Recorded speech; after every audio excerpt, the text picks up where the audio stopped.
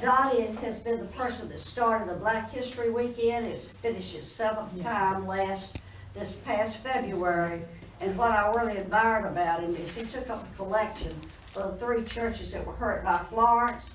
And it was First Baptist, which is the Black Baptist Church over on Lloyd Street, and St. Philip's, and then Mount Carmel. And that's what we have in common. Mount Carmel is the oldest building in this town for public use, using the same original purpose. Because Mount Carmel's church was a white Methodist church built in 1814. And then in about 88, 89, the black congregation of Methodism bought it and rolled it over from where Trinity is now over to Lord Street. So it's had continuous use for Methodists for over 200 years, and we're proud of it. But it got damaged severely during the storm, and if anybody ever wants to make a contribution, just ask people at the desk how to get in touch with Donnie or me, and you can make it. Because they have a congregation of maybe about 40 people, and St. Philip's deductible is more than theirs is going to cost to finish the whole thing. But I'm so glad y'all came, and we will have a Historical Society meeting, general meeting in March. Right, yeah. And it's going to be Lori, who's there in charge of the Maritime Museum. So she'll be talking, but y'all just keep coming. We appreciate y'all supporting this Tuesday morning talk. And I'll let Donnie just tell you about his family. But just one family, because he's kid of 1900 in the town. Thank you, Musette, and she's exactly right. This story is about the Fullwoods. The reason why I picked the Fullwoods is because the first 40 years of my life, I didn't know I was related to.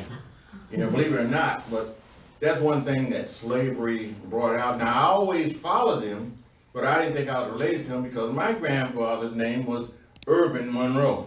So we're going to talk about this a little bit. I got an hour. I put 3 slides up there. Those 3 slides up there is the basis of my whole talk. The Declaration of Independence. We don't have to read the whole thing and take too long. We hold these views as self-evident that all men are created equal, that they are endowed by their Creator with certain inalienable rights, that among these are life, liberty, and the pursuit of happiness. Now I'm going to show you how we got all that doing slavery. Then every student at Brunswick County Training School, because that was a local Rosenwald school here, everybody went to it in county, No, had all black. I'm sorry. Well, actually, when I'm saying everybody, I'm talking about the blacks on that. Yeah. I have to read that correctly because there were no whites that went to that school. In fact, there was none until about 1966. And then we have the preamble, which we all had to learn. The teachers we had, they were sticklers on certain things like the Bible, preamble of the Constitution, all that, we the people of the United States, and we had to learn this. And then the other obstacle my family faced was Jim Crow laws. That's where everything was separate. In other words, it's all like a separate but equal. But in the same tune, when the government and the politicians weren't looking, everybody was mingling with each other, playing as kids and everything. And what we're going to show today, I did what you did that time, is one family, the Fullwood family. Now, as you see, it starts out, I always like to catch the name of my great-grandfather, Smart Fullwood. Yeah, Smart. He was born in 1805 and he died in 1885. It took me a while to find that out because records were not kept that well in certain cases, especially when it came to where you were. Now, Shell Oak, the record keeper out in Shell Oak, had a beautiful handwriting in the census. Southport, they couldn't spell. Musette would have had a fit if you saw some of those. Like, I'll give you an example in my maternal family real quick. The Joyners, my grandmother's name was Martha, but they called her Lizzie, so there was L. Joyner, that was Alina Joyner, E. Joyner, M. and Ernest, but unless you knew him, you couldn't figure him out. And his wife was Harriet Fullwood. She was born in 1815 and she died in 1900. How I got most of these was through marriage records of Smart and Harriet's youngest son, Aaron. We'll talk about him in a few minutes. Aaron was, when he got married, Smart was deceased. And I found Harriet in the tax records, 1900. They were supposedly from Dogwood Neck, South Carolina. Now, if anybody know where Dogwood Neck, South Carolina is, it's somewhere in Horry County. So you gotta remember one thing about Horry County. In Horry County, it was a lot of swampland and things like that. So you had a lot of fugitive slaves, fugitive white people, everybody would go over to Horry County. Really? Seriously, because I had an aunt, another story another time. The seashore, that is what they call Zion Hill community back in the day. And one of my cousins, her name was Violet McNeil, and was that you, or was that you that was Judy? Played Violet McNeil, because she did her autobiography. She was born a year after slavery ended. All right. But tell them how far seashore is probably from the seashore. It's a good ways from the seashore. It's beautiful. It's a good little ways from the seashore. We're going to show also a connection. You hear the name Fullwood, Green, Monroe, J.H. Neff, Zion Hill Baptist Church, and Reverend J.H. Rowe. Now, Reverend Rowe, he was a scoundrel. We won't get into that right now. But I'm trying to leave time so you can ask questions, because I have some information here that when you see it, you might get a gasp. Okay, now this was Smart and Harriet's children. The oldest was Benjamin Fullwood. He was born in 1843 and he died in 1909. And we'll get into him a little bit more in a minute. But one thing about Benjamin that I found unique, he had a will. Most blacks in Brunswick County who died in the 1800s died intestate. There was no will. And during that time, if they were married, all the land and property went to their kids. Their wives got zipped. Nothing. And I know that for a fact. Oh, was that mine or was that yours? No, I'm trying to turn it off. Oh, that's all right. Next was Joseph Fullwood, who was my great-grandfather. Now, in a few minutes, you'll see that name change. He was born in 1847 and died in 1922. And he was a Civil War soldier.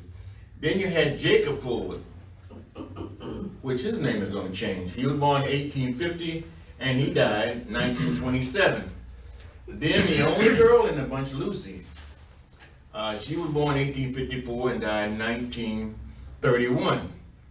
Then we had John, the enforcer, and I'll tell you more about that in a few minutes. He was born in 1858 and died in 1930. And the baby of the bunch, Aaron, born in 1861, died in 1916. Now you'll find out some stuff about Aaron as we go along, that all of these are supposed to be farmers, but he wasn't a farmer. All right, Benjamin Fullwood Sr. The reason I put that on there because he had a junior also. Now the junior got mad at his dad, not up there, and he moved to Florida. And he changed it to his mother's maiden name, Bryant. He didn't like his father at all. I don't know why. Benjamin married a lady named Phoebe Bryant. She was born in 1845, died in 1919. His occupation was a farmer, but he was also a businessman, and he owned the Joseph H. Neff. We'll talk about that in a little bit. It was a ship that sank out in, I think it's called Penny Point or somewhere, just about 3 miles off of Southport. Also, we have that he had cotton, cows, sheep, and hogs. Great Uncle Ben, in today's time, was a millionaire, believe it or not. Now, this man was a slave. And as you see, he died in 1908. So he accumulated all this after slavery. This will dispel some of the myths that every slave, when they got out, they got 40 acres and a mule and they never done anything. That dispels that myth. Also, let me look it up. What am I doing? They had 11 children. He was also busy. But his wife. Yeah, and his wife was too. 6 boys and 5 girls. He was a deacon at Zion Hill Missionary Baptist Church. And there's a story behind that I'll tell you It's coming out a little later. He had large tracts of land in both Smithfield Township and in Lockwood Folly, because he moved over. Now, on Oak Island, he owned 300 acres. Now, remember now, this is before 1909.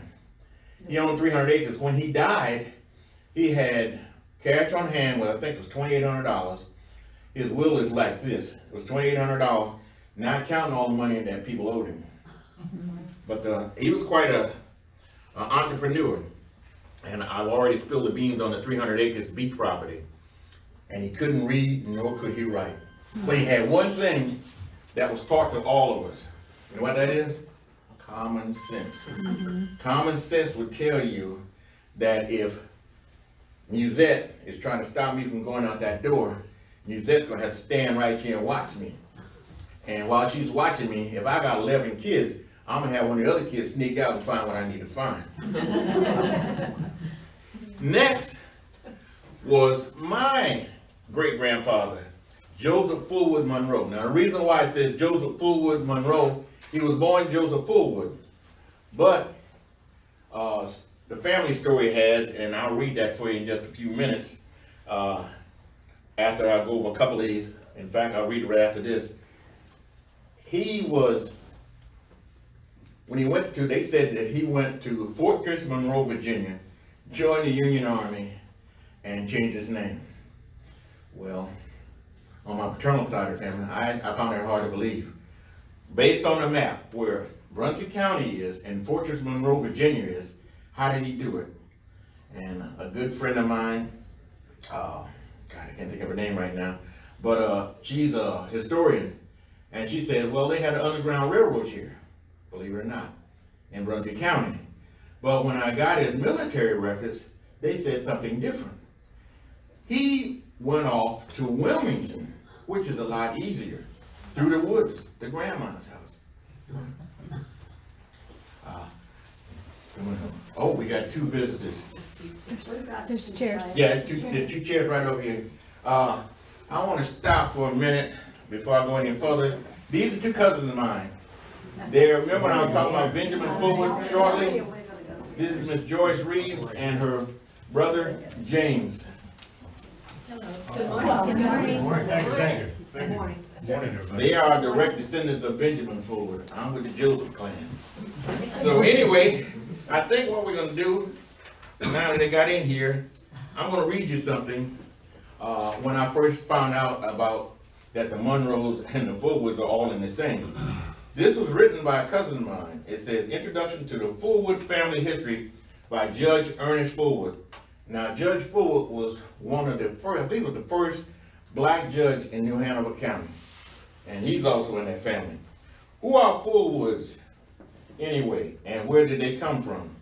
Our family members, like most victims of American slave laws, were descendants of West Africa. Our ancestors came to this country by virtue of the English slave trade during the 18th and 19th centuries. This trade took them from the west coast of Africa to the West Indies, probably Barbados, then South Carolina, which had established dependency relationship with the island of Barbados. The final journey was to Brunswick County, North Carolina. You can still detect traces of West Indian accents in many of our people, softened by time and space into pleasing logical tones. The Fullwood name itself is of English origin. It originally contained 2 L's. However, in some cases, birth certificates on other birth records omitted 1 L. It is thought that the name was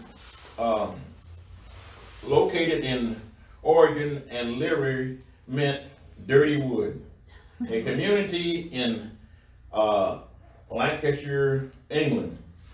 The system of slavery in this country has made it extremely difficult for many of its victims to trace their heritage with any reasonable degree of accuracy. And so it is with us. And that is a true statement, because I've been doing research on my paternal and maternal family since my daughter was in the 3rd grade in Georgia. My daughter is now an old woman, 40 years old. It's been a long time. Now, if anybody don't Musette, do not tell Rhonda I said that. Musette knows it, and she knows Musette.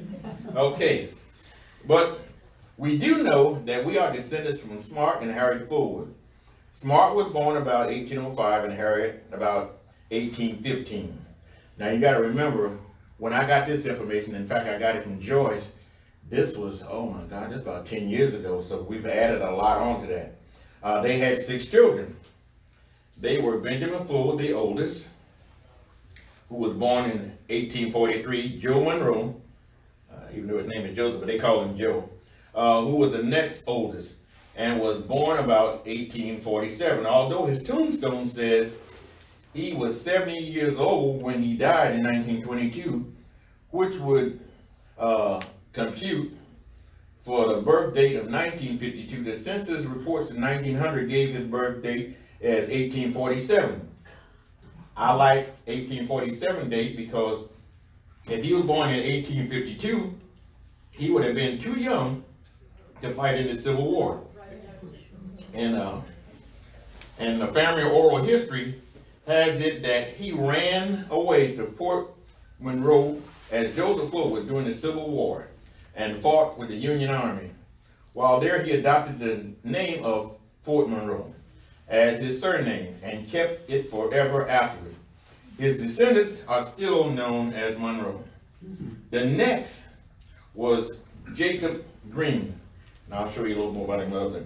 Known as Green because at the time of emancipation, he was under the bondage of people named Green. Undue the system of slavery, the surnames of a victim was changed every time his bondage changed. Originally, all these siblings were under the bondage of the Fullwoods. Then came Lucy, the only girl, who was born in 1856. Next to Lucy was Jack, who was born in 1858. Aaron Fullwood, who was born in 1861, was the youngest. While all these siblings were born in Zion Hill Community, Brunswick County, North Carolina, their parents were born in South Carolina. Oral history has it that their parents were from Dogwood Neck, a community in Horry County, South Carolina. Remember I was telling you about Horry County? All these siblings married, raised families, and did very well. The matter of fact is that before the turn of the century, they owned the entire Fullwood estate on which they had worked as victims of slavery. While this estate was not a plantation size by any stretch of the imagination, and never has been, it contained several hundred acres and manifests the industrious of these brothers and sisters. Now this was done by Judge Ernest Fullwood. And when I saw that, I started looking because that's when I saw when he said that oral history said that my great-grandfather escaped to Fortress Monroe, Virginia. And then that's when I found out that he really didn't. And his birth date was actually 1847, and he did fight in the Civil War. In fact, he served as a boatswain. He was in the United States Colored Troop Regiment, 37th Regiment, Company G. Now, he also served right here in Southport. In fact, he was stationed for a short period of time at the garrison. Now, he had 7 children, 4 girls and 3 boys. And that's a story in itself, but we won't get into that one. And he was a farmer, and he had about 185 acres. Now, one other thing about my great-grandfather, not only was he a farmer, he was a teamster. I found that out. He was a teamster also. These guys, they knew how to work. So see, most people don't realize that slaves, they were taught certain skills that the average people didn't have. But the only thing about my family, they used those skills to their benefit. All right, now we got Jacob Fullwood Green. His wife was Farby Pickett, that's on my parental side, and he had another wife named India Cox. He was married twice. He was a concrete worker.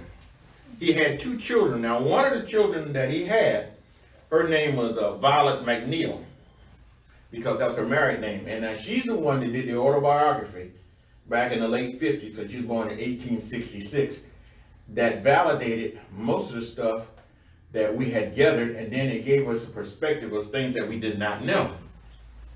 And I will get to that in a few minutes. Then you had Lucy Fullwood Bell. Now, she married a Bell. Henry Bell was her husband. She was a midwife. There were a lot of midwives around here, and she delivered, I don't know how many children she delivered, but I know that she was one of the midwives. And she had 10 children, so somebody had to do some delivering in her house also. One thing you got to remember, during slavery and after slavery, the first thing that each family did, if they had a farm. So what's the biggest thing on a farm you need? Labor, yes. And that's why a lot of farm families were large, but also some of farm families are, they had to be everything. Now, if you were down here fishing, you went out fishing and you got a paycheck. If you were a farmer and you didn't raise a crop, you didn't plant nothing, guess what? You didn't get no paycheck. And you got 10 kids to feed, something's gonna give. That's why some of the family members, even though they were farmers, they also were in the fishing industry down here, which it would take me 9 hours, and I don't have that much time, especially with my maternal family. And she had 100 acres of land. Now, the neat thing about it is, when you look on the map, all their lands are joined together. So that tells you one other thing, that what made them a success. They didn't scatter out. You didn't have half of them over here, half of them going to Columbus County, some going to Bladen. They all stayed together. So what one had, the other one had. And what one didn't have, the other one could provide. It's like Benjamin being the oldest. In fact, he was allowed to get married even before slavery was over with. He was the nucleus. They all fed off of Ben. They looked up to Ben. If they didn't, it didn't take long for him to slap him around, and they did look up to him. But this man was, right now, he would be a CEO of I don't know how many companies. In fact, some of his descendants were CEOs. All right, now, we got John, great Uncle John. He married a lady named Holland Hewitt. Now, the interesting story I found out on her, she was at a funeral at Zion Hill. I forgot what family member it was, and she was so overcome, she actually died right there at the funeral. All right, now he was a farmer. Now, they had 9 children, 5 boys and 4 girls. And usually in most farms, the boys did all the labor work, the girls took care of the house, the younger children, the younger siblings, and they also did the cooking and helped mom out. Now, he had about 110 acres of land. And where it says family enforcer. Now, I wasn't born back at that time, and neither was James or Joyce, my cousin Joyce, but this right here, this autobiography of Violet McNeil, had it in there. This lady was born back then. So I'm not going to dispute her word, that whenever they had a problem that needed somebody's head knocked in, they would call their Uncle John. If they needed money or some common sense wisdom, they would call Ben. And if they wanted to do any traveling, they called Joe and Aaron. Last but not least is Aaron Fullwood. Aaron was married to a lady named Mary Robinson. I met some of her family. They had 5 children, 3 girls and 2 boys. His occupation was farmer and sailor. The reason I put that is because in some of the family history, because what I gave you that Judge Fullwood had right there, that was a brief synopsis, because when you got 1 hour and I want to leave time for anybody to have a question, you can't go through the whole thing. So what he did, he was a farmer, but he also was a sailor. So you got to also remember that the Fullwood gang, they could operate boats, because when you saw earlier, I said that the J.H. Neff, which is Joseph H. Neff, was owned by Ben Fullwood. In fact, I found it in Bill Reeves' archive in his chronicles, but it said black man named Fullwood. Well, that's all I needed to know. So when I started digging, Ben Fullwood owned a boat. Now get this, he owned a boat. It would hold, I think it said 10 tons. It was a small schooner, 10 tons. And his brother Aaron ran the boat. And I'm sure his brother Joseph, when he got it on shore, he moved it off. So you see what's happening? Money-wise, they were using the fact that they kept it all right in the family. That's how they got wealthy. And from all the other stuff, Ben was the most wisest and the smartest and had the most common sense. That's why he wound up more than some of his other siblings. Now, he was the captain of the J.H. Neff, which is Joseph H. Neff. Joseph Neff was he was a mayor of Wilmington right after Civil War. It said until March 1890, and the reason being that he was there only till 1890 March is this little note that I got out of the newspaper, thanks to my good friend Bob over the Maritime Museum. Wilmington Star, 23rd February 1890, Sunday. Accident to a seaman. Aaron Fullwood, colored, master of the schooner J.H. Neff, lying at Robinson and King Wharf, was seriously injured yesterday afternoon by a cask of tar falling off the deck of his vessel and striking him on the leg near his ankle. The wound bled so profusely that the injured man was hurriedly removed to the Marine Hospital before the extent of his injuries could be ascertained. What happened was, I guess he was on deck. You know, you're out in the water, a boat will move. And a keg of tar fell off and he clipped him on his leg. Now, he died in 1916. So, since I'm on him, I can go ahead and tell you what happened was, in 1916, he was back out on the water after that because the Neff, before that, we get to the Neff sank. Now, what we found that was very interesting with the sinking of the Neff, the boat, was the fact that when it was out in the water, the Coast Guard, well, the guards, they saw it, but they did one thing that was not normal. They went out to get the boat. They saw it was in trouble. This was around December of 1890. The boat's in trouble, so the life-saving station, they send someone out. But they said, wait, before we go, let's get a cup of coffee. They actually went and got coffee. All right, after they all got coffee, they made the 2.5-mile trek to where they saw wreckage and stuff coming out. And the man in charge of the life-saving station, he said, well, let's get this up on the shore. Now you got two guys out there. One is named Raleigh Lewis and the other is named Charles Price. They're hanging on the side of the schooner, what's left of it. And then all of a sudden their little skiff drifts up. So they pull it out the water and realize there's no oars in it. The oar back out. So what they do, they left one man out on shore watching to see what happened to the boat. And they went back 2.5 miles to get another boat with some oars to go out and get them.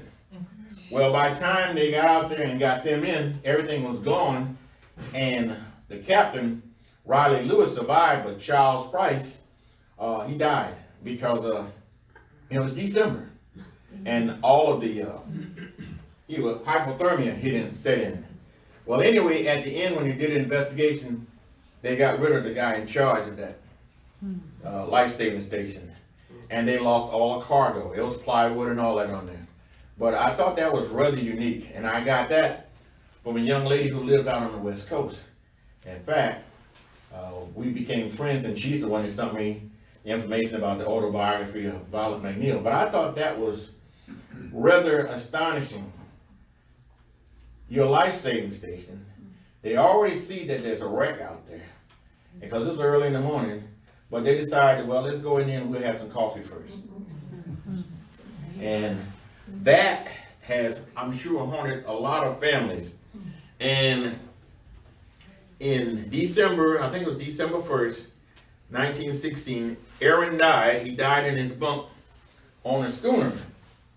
And that's why in the family history it says they can't figure out Aaron was supposed to be a farmer, but yet he died in a bunk. But what he was on the schooner, I think it was the Lothrop, and he was going into Wilmington, and he told the captain, he says, look, I don't feel good, my leg is hurting. So he laid down, and he never got back up.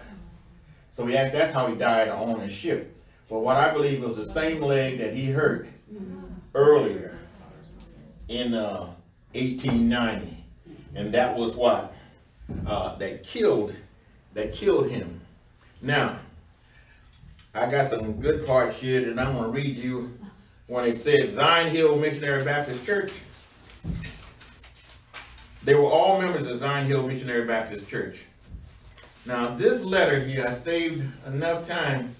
I got this from my Aunt Miriam. And when I read this, I almost fell out of my chair. So I've saved enough time for reading this entirety, and we'll still have 15 minutes for questions. And it goes like this. It's written in, I think it was 1928. When I can no longer forbear, I sat down and write.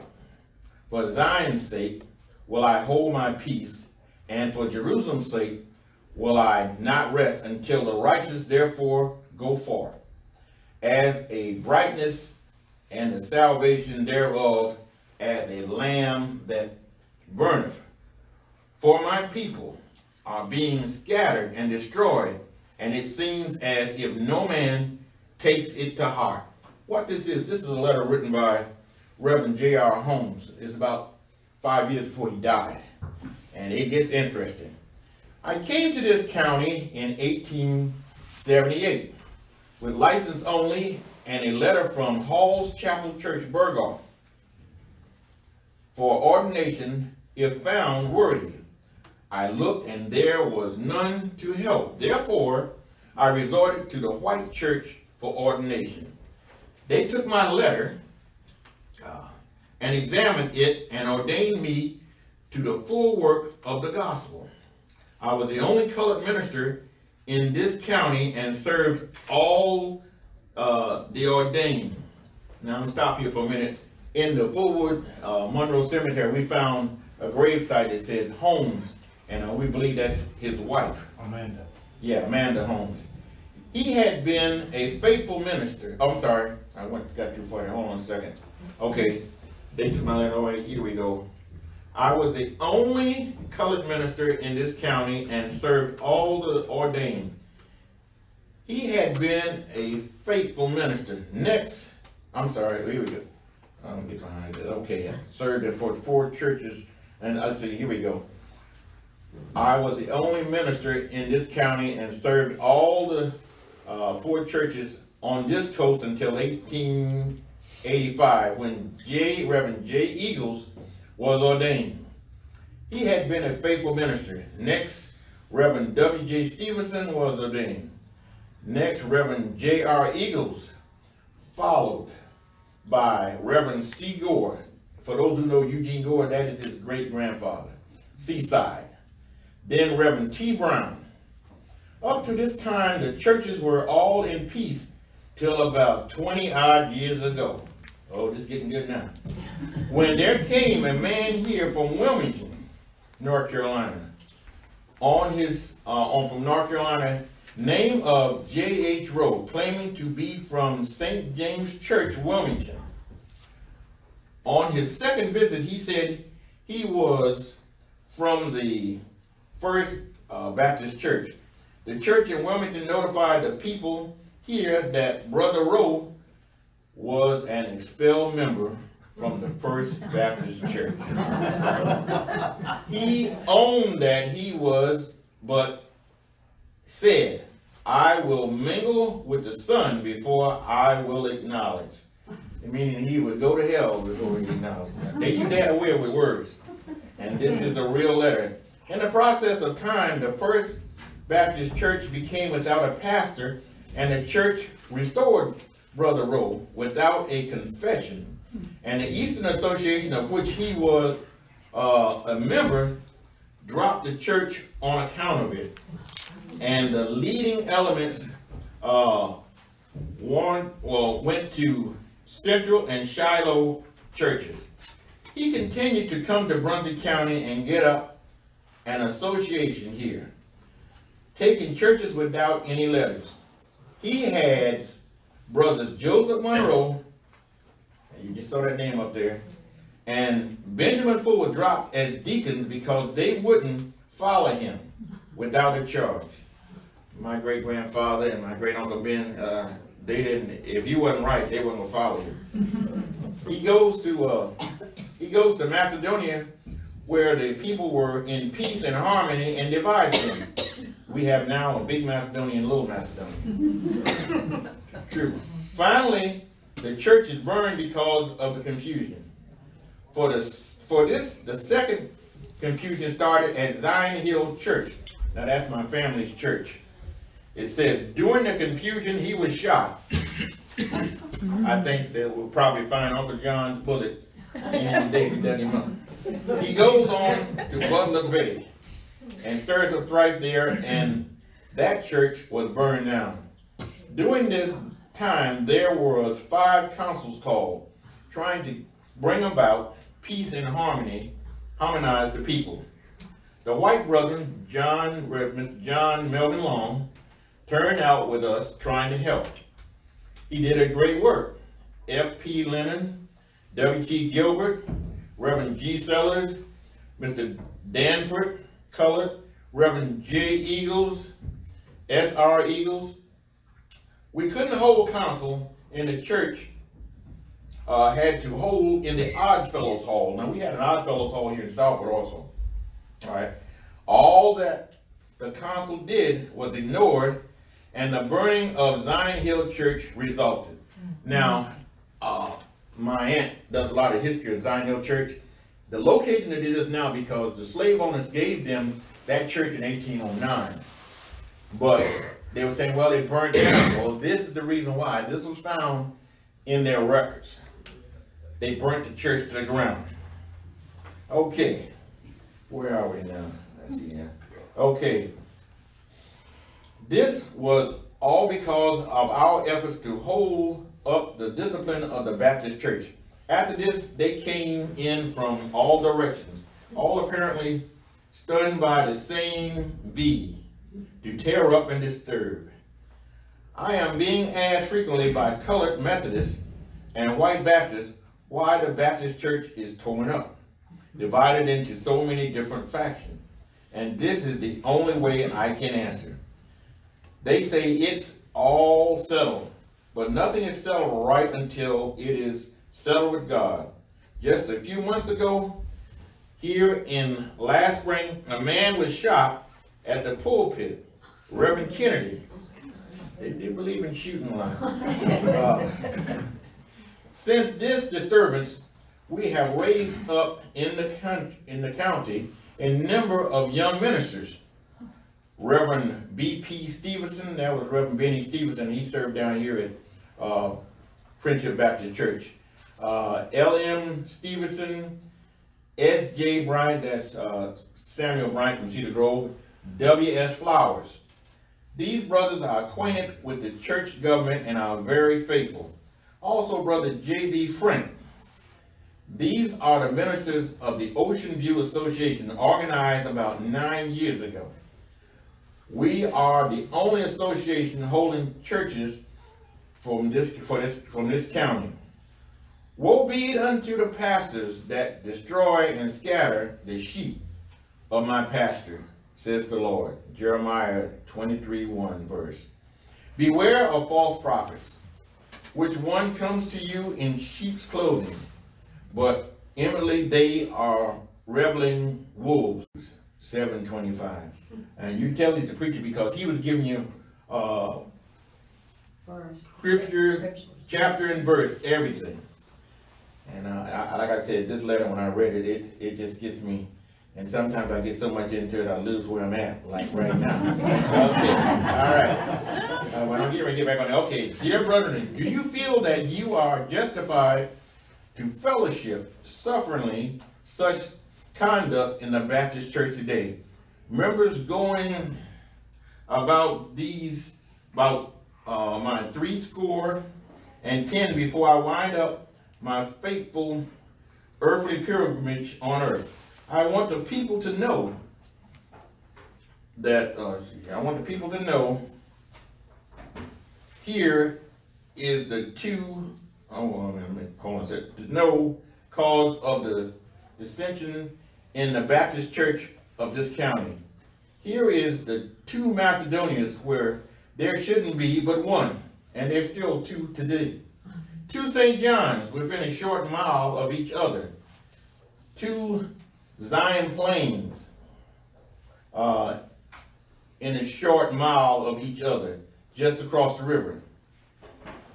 It says, they boast greatly of their large numbers and financial conditions, but broad is the road that leads to death, and thousands walk together there. But wisdom shows a narrow path, here and there a traveler. About 1 year ago, we were called to set up a church in Southport, and we did so. Before we could hardly leave it, here was a preacher from Wilmington, and one from Lower South Carolina. They promised when we set them up to stay home and help build up Ocean View Association. Now, Friendship is part of Ocean View, and then First Baptist is not. And the church they're talking about was First Baptist. All right, it says, they did so, and they are still in a rented house. Had they stayed home and called one of their home ministers, they would have been in a house of their own, especially J. Eagles, S.J. Bryant, or either one of the Stevensons.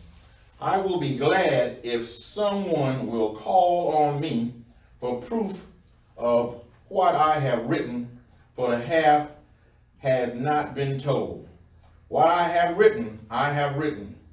Jesus, great shepherd of the sheep, to thee for help we cry.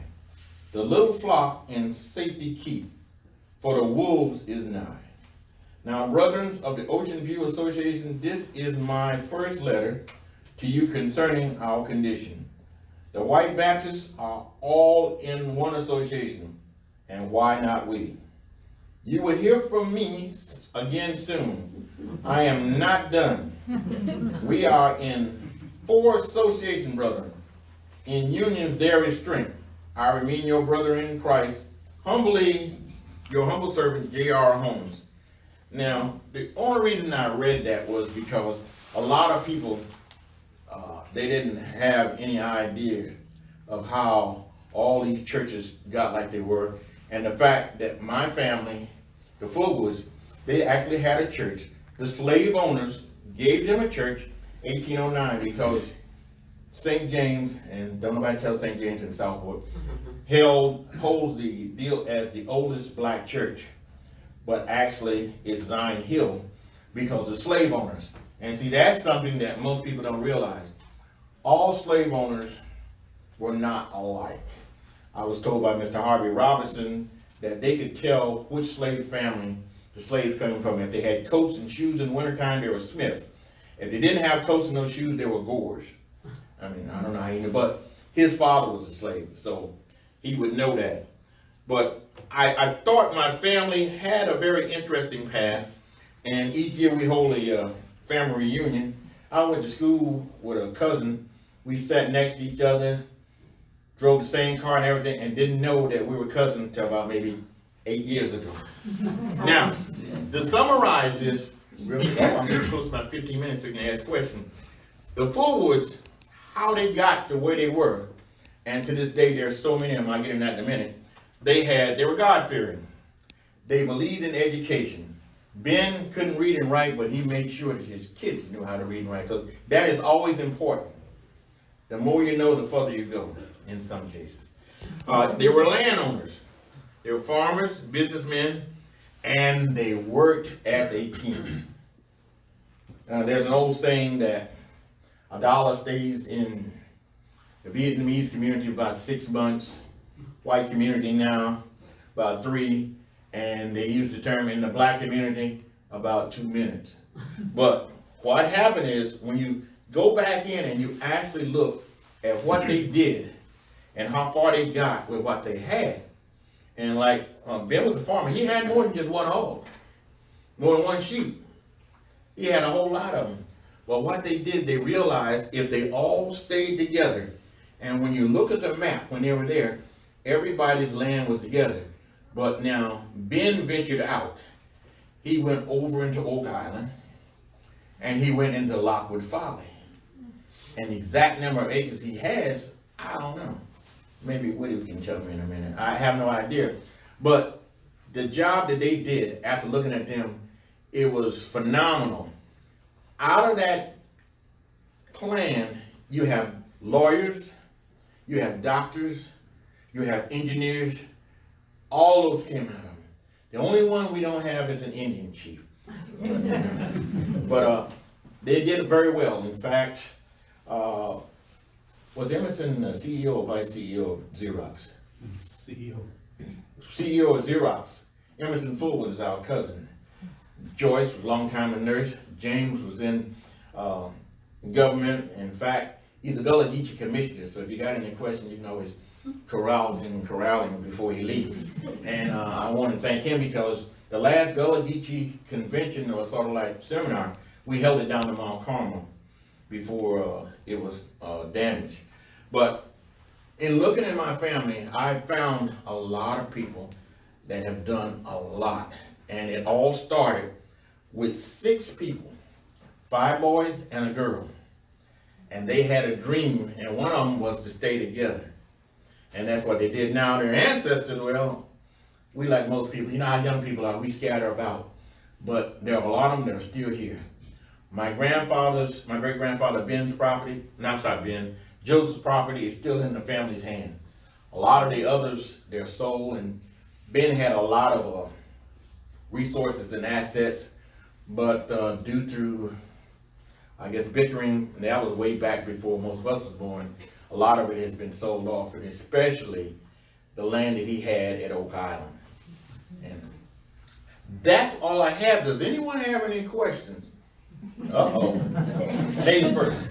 You mentioned the Lockwood Folly. I think you called it township. Can you kind of define where that is? Lockwood Folly, Smithfield Township in the old days went all the way to what they call the Lockwood Folly River. And Musette, if I'm wrong, correct me. Then after that on the, I think it's on the west side of the Lockwood Folly River, where you have Supplies, Cedar Grove in that area, that's what they call it, Lockwood Folly. Thank you.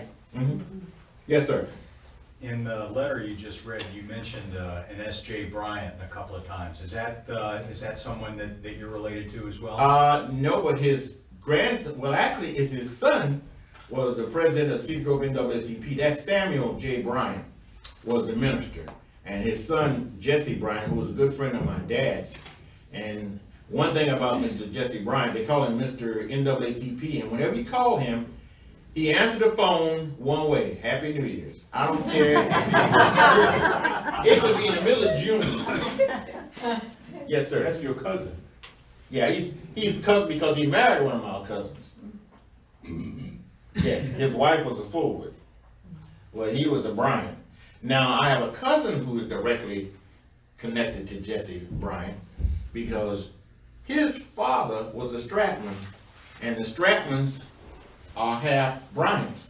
The Bryant family and the Fullwood family and the Gore family, they all sort of intermingle in there. But the main thing is they stuck together.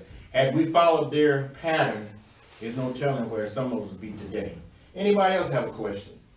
Yes, ma'am. Did you ever find out why your great-grandfather changed his name to Monroe? Yes, he changed his name because during the time of the Civil War, if you fought for the Union Army, now there were a few blacks that was recruited for the Confederate Army. In fact, in that day, let's say if you owned slaves and you didn't want to send your son off to war, you pick one and said, okay, it's just like the Revolutionary War says, Charlie, go over there and fight for my son, and when it's all over, you get your freedom. Well, all those that volunteered for that, little did they know the South lost, so they got the freedom anyway, but that's another story.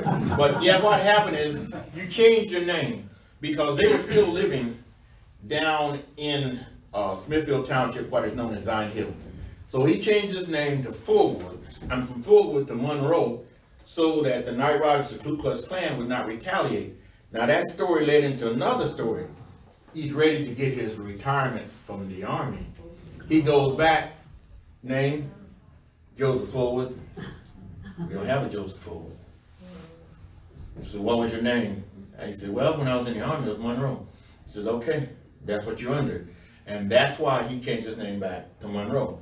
Now, Jacob Green was sold off before the Civil War, and his descendants are all Greens. Now, some I went to school with, never even knew it. And one of his descendants, Mr. Henry Green, taught at Cedar Grove school system, and Mr. Henry Green's niece, Miss Sadie Evans, also taught out there. But that was the reason, and all Civil War soldiers, black, who fought for the Union Army, changed, and most of them changed their name so that they wouldn't have that. In fact, in 2014, I tried to get, after 13, I tried to get a marker for my great-grandfather after I went up to DC and I found his military records, parts of them. They sent me a letter back saying, since he had died before 1994, okay, now remember, he was born in 1847. Since he died before 1994, they could not give him a military headstone. So I called the lady up. I said, well, what if I buy it? She said, I can't sell it to you either. I said, so you're telling me that just because the family had enough money to buy him a small headstone, and James knows what we're talking about, and George, because we took it off, and you're not gonna give him one? She said, we can't. She says, okay. So I got angry and I bought him a headstone. And the headstone I bought him stood up about that high. In fact, James has it on his phone. I think it stood up about that high. It's a huge headstone. And I talked with Congressman Rouser, which I'll get back to him again. But yeah, back then, what I should have done was taken his headstone off and laid a rock down where it was, and they would have sent him the headstone. But now, catch this. You have Abram Galloway and Abram Blunt out at John Smith. Right. You notice those new bronze plaques? Right. Both of them died before 1994, but they was able to get a bronze plaque. And here's the irony. They all came back together. Joseph Monroe, Abram Galloway, and Abram Blunt, and a gentleman by the name of Caesar Evans, all left Raleigh back to here. Now, exactly how they got back, I don't know, but they knew each other. And he didn't get one because he had a headstone on there. So I guess they say, well, if your family could afford him a headstone, why should the government give him one? Even though Saxby's Chandlers out of Georgia got, I think it was appropriation for 2,000 headstones for Confederate soldiers. And this was back in the late, I think it was the late 90s or either early 2000s. I know I used to live in Georgia. But we persevered. James was there, Joyce was there, and all, because the cemetery is off the beaten path a little bit. It's about 1.5 miles down in the woods. But the family moves on. Any other questions? All right, because yes, ma'am. There's a St. James Church out on Midway. St. James on Midway, yes. That St. James Church is not the one. See, Reverend J.H. Rowe, I probably shouldn't say this, but I'm going to say it anyway, because Reverend Holmes said he was a scoundrel. Reverend J.H. Rowe was run out of Wilmington because of compromising delight with some of the young female parishioners in his church. And so he came to this area because, you know, back then, Wilmington was one of the largest cities in North Carolina. So he just came down here. Well, when he got down here, he got some resistance from Reverend Holmes and some of the others. Because you see, at the time when Reverend Holmes got here, there were no black ordained ministers. That's why he was ordained first through the white Baptists, and then he went over to the black Baptists, which showed you something else that some people didn't realize, that back then, both blacks and whites, I mean, slavery was not a good thing. They were still working together a little bit, because there were laws passed in South Carolina and North Carolina. For every one skilled black craftsman you had to have 2 white helpers, because they couldn't get a job. Mm-hmm. If you were out there and we were building a house, needed a stonemason. Now, the slave masters with the money had already brought some guy over from England and taught me how to be a stonemaster.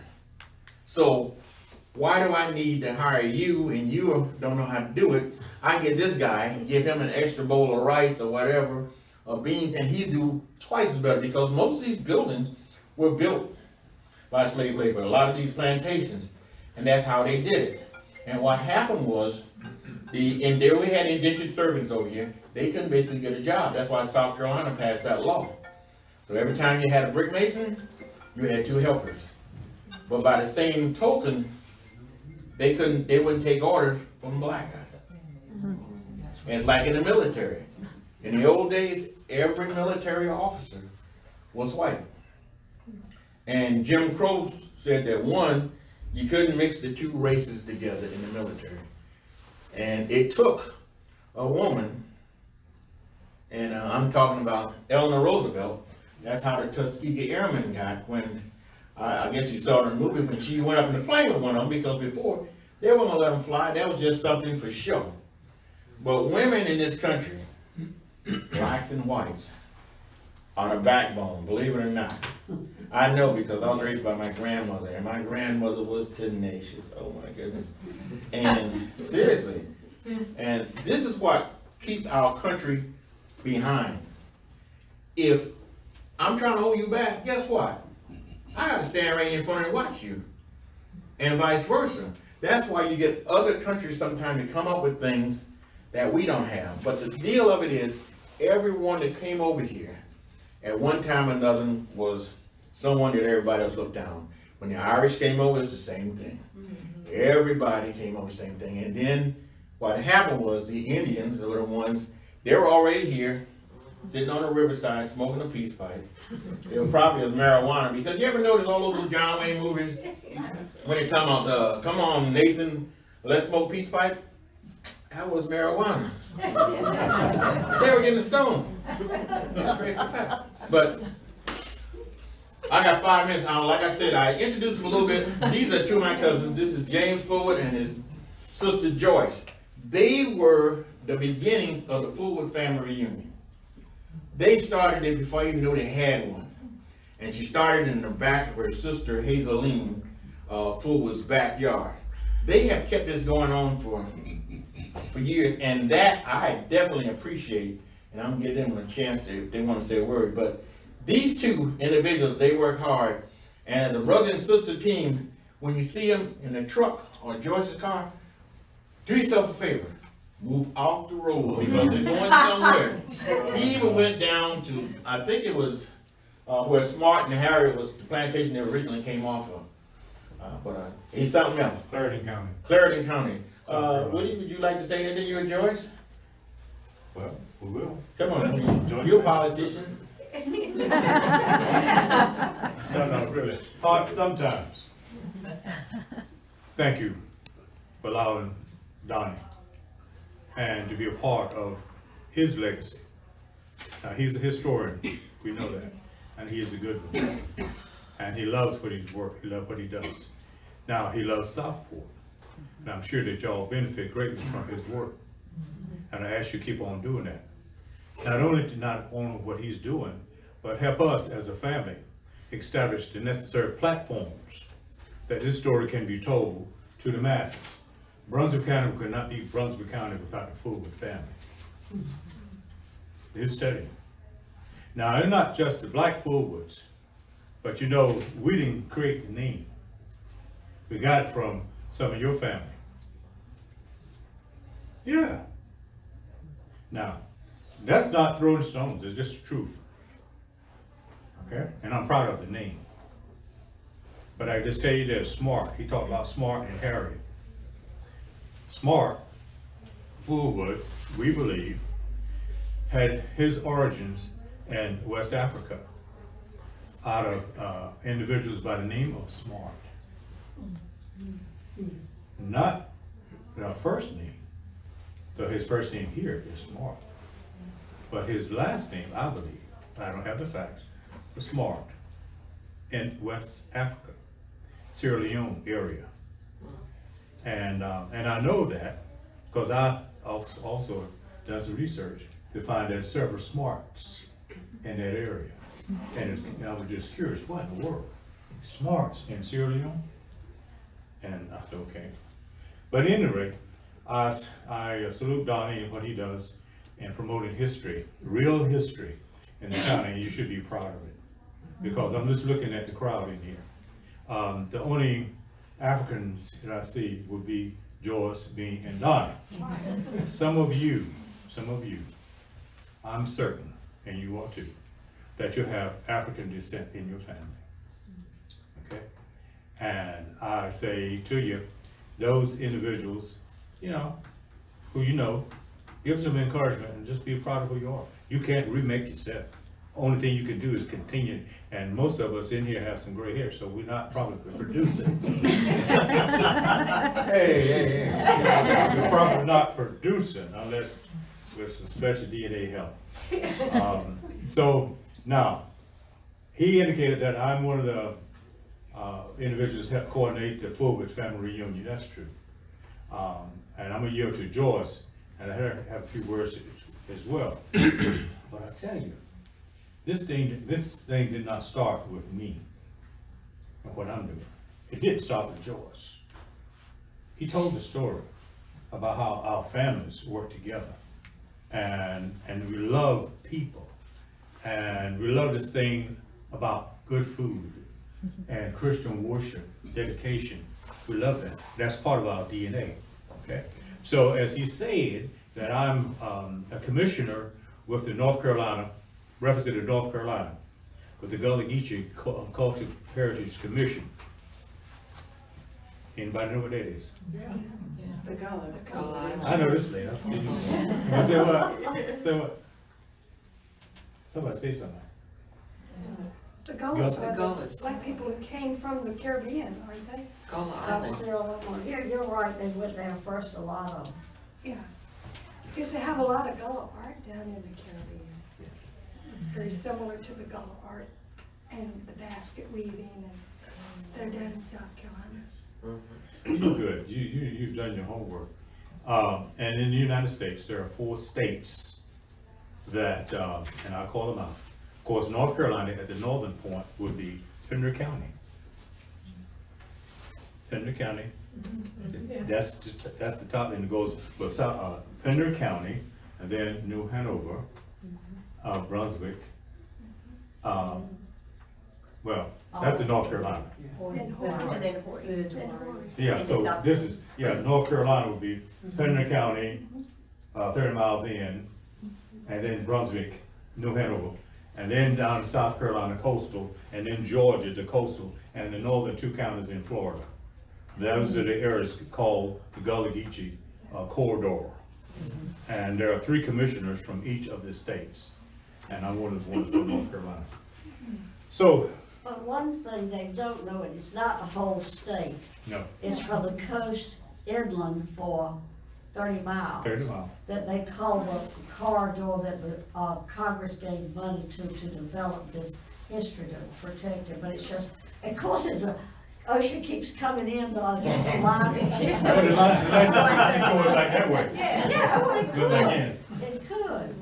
But that is an issue, in terms of erosion and all of that. That is, because the coastal area is where we were.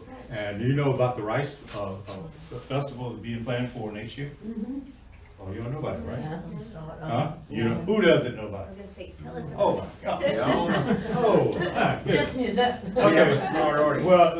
Well, those that hadn't heard about it, raise your hand. Okay, all right, let me tell you this. Leland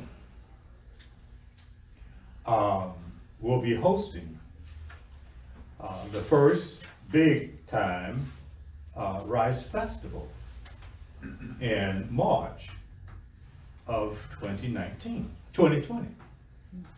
Okay? And so the Leland town, if you want to do some digging, start there. And so it's being developed, strategies, and it's going to be a big deal. It's going to be comparable to what you have in Wilmington as the Zay Festival. And what I had advised the committee is to invite all the communities in Brunswick County to be a part of it.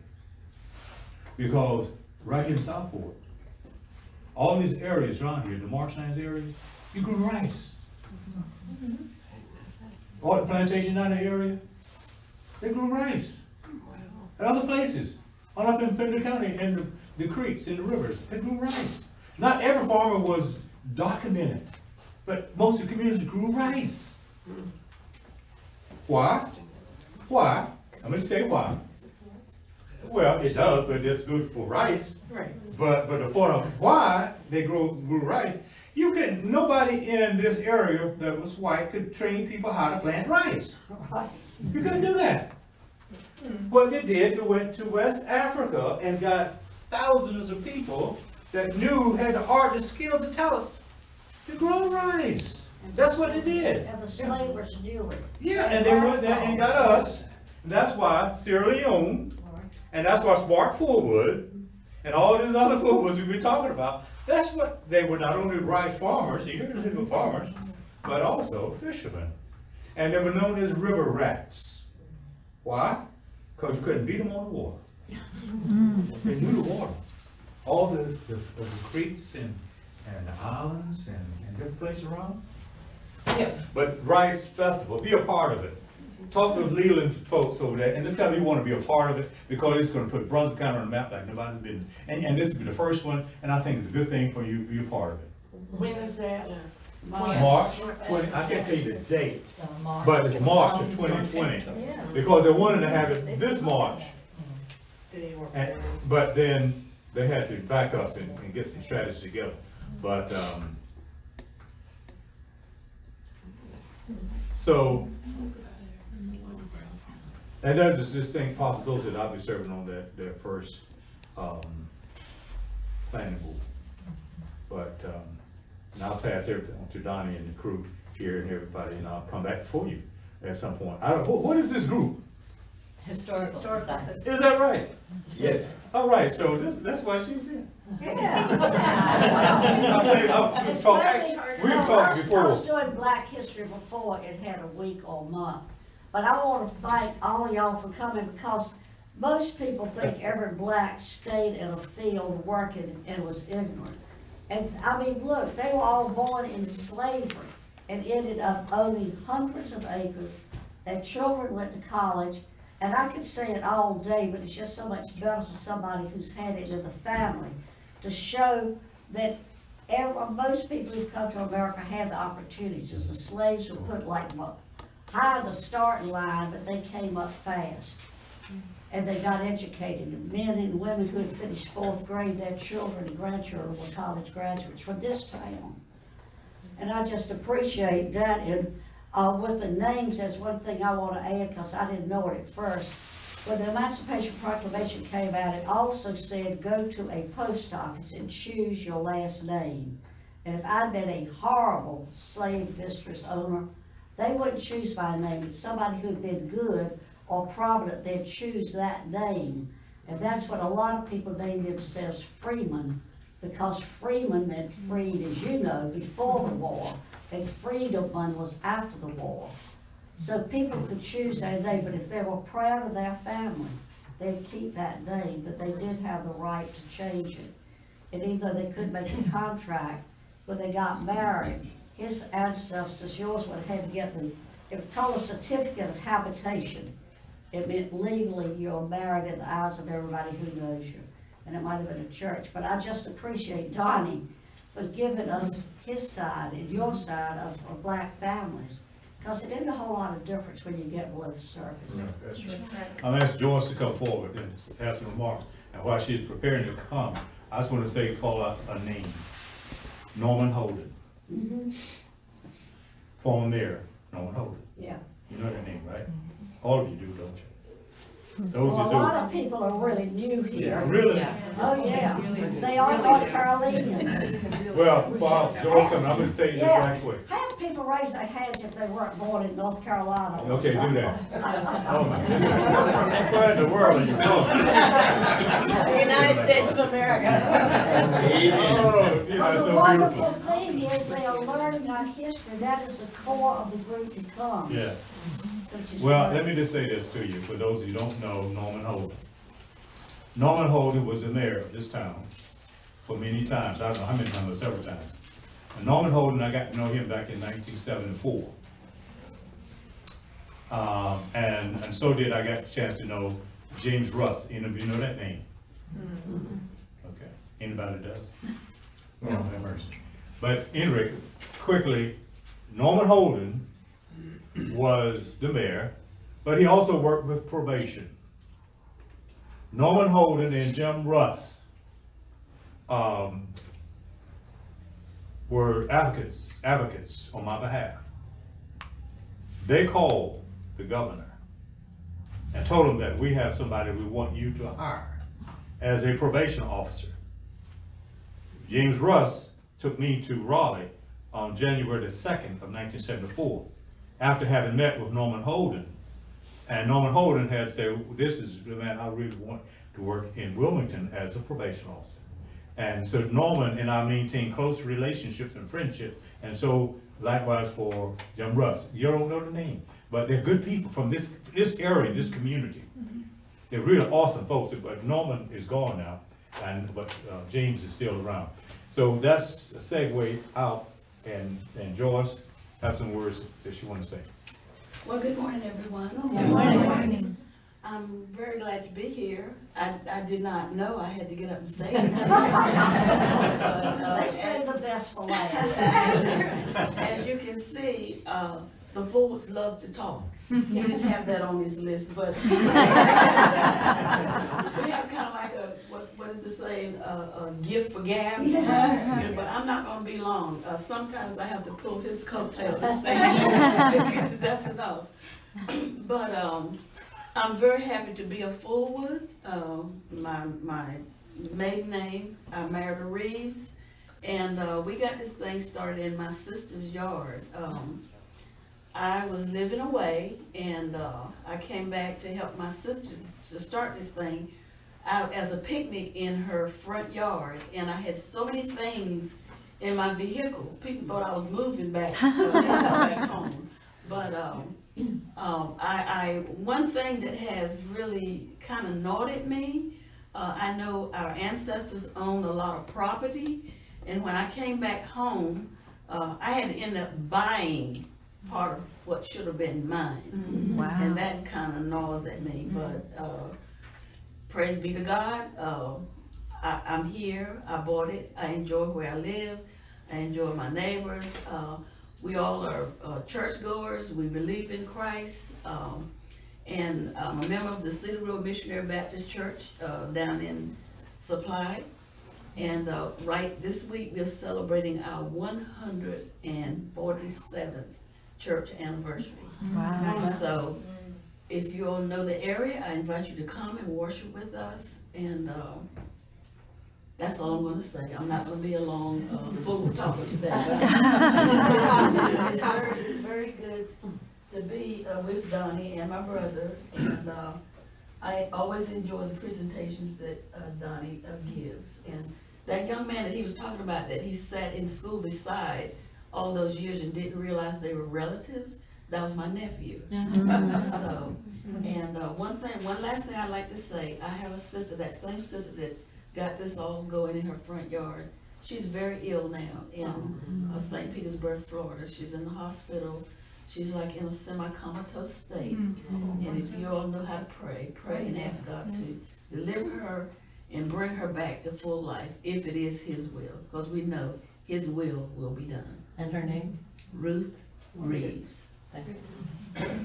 And thank you all for having us. And the next time somebody please let me know, I got to get up and say something. It was Woody's fault. I didn't do that. By the way, one thing before you get me, that I have a picture of when we did the ceremony on here, because for some reason my screen will not show this, but it's right here of the, it's a picture of the tombstone to my great grandfather and the dedication. You'll see in there, Joyce is in there, Woody's in there, my wife. Can you turn it this way so? Yeah, but you won't be able to see. You just have to walk up to it. It's so small. Okay.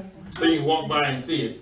And Emerson Fullwood, another one I was talking to, he's been standing behind Joyce. He was the CEO of Xerox. And where is this? That's in Zion Hill. It's called the Fullwood Monroe Cemetery. It's back up in the woods. what, Southport against the secession. You just walk right there and look at it.